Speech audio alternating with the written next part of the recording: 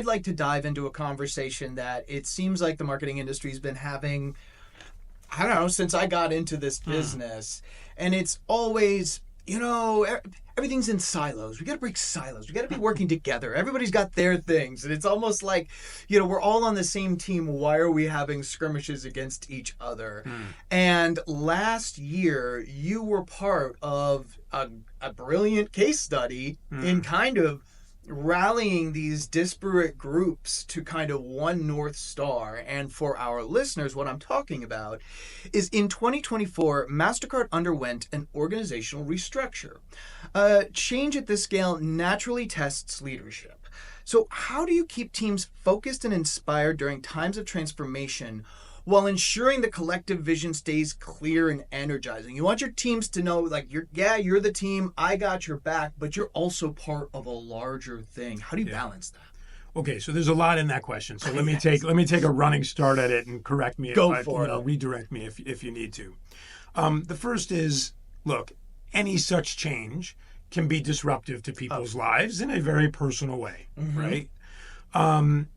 Mastercard has been on a constant retransformation.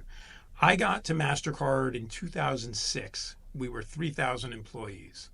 We are now 36,000 employees. Sheesh. So we have been growing tremendously, right? I would say so. And by the way, that kind of growth can be disruptive as well.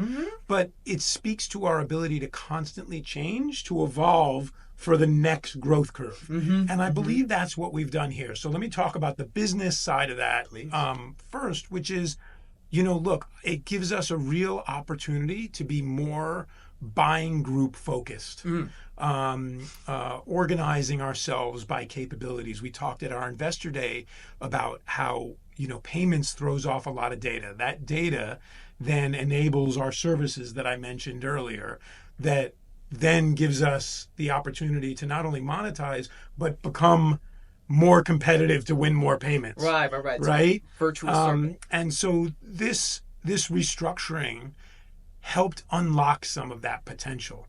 And this is where I'll speak about my organization in particular, because for sure it's had its silos.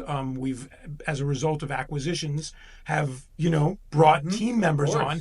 And by the way, in some cases, these team members are bringing skills and creativity and experience that we previously didn't have in the discipline, right? And so our B2B marketing strategy has been transforming over time. I mean, the team was 4 people when I started it. It's now many more than that. And it has sub-disciplines even, which, is a state of play that I'm quite proud of.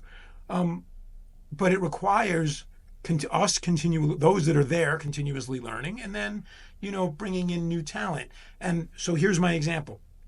Historically, we have sold things we are known for to customers we have done business with, cards to banks and merchants. And where we participate B2B marketing in that funnel is further down in the funnel. Enable the sales force, help them with RFPs, give them demos.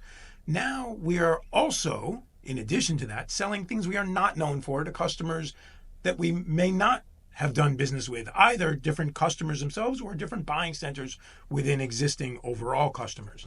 And that's a different, again, as marketing strategy follows business strategy, there's a different marketing strategy that must be employed closer to the top of the funnel, where we are working together with sales to target different buying groups to drive their attitudes and their behaviors. And a lot of the companies that we have acquired bring that level of expertise.